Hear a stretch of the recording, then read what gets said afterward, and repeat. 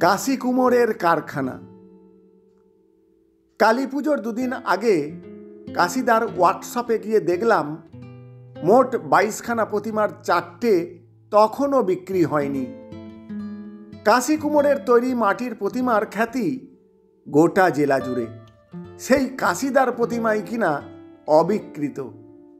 জিজ্ঞেস করলাম, ওগুলো কি করবে কাশিদা? ভাসিয়ে দেব। কিন্তু মাঝে বলতো পুজো না হলে প্রতিমা ভাসাতে নেই। শুনে মুচকি হাসে কাশিদা।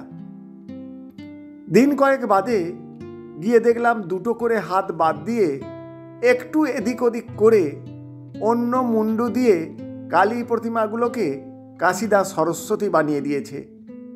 ছিল নির্মুণ্ড মালিনী, হয়ে গেল বিনা পানি। খবরে কাগজে এমপির সদল বলে দল বদলানোর খবরটা পড়ে ভাবছি, তা এই কালীগুলোকে সরস্বতী বানাচ্ছে কোন কাশি কুমোর? এখানে কাশি কুমোরের কারখানাটি কোথায়?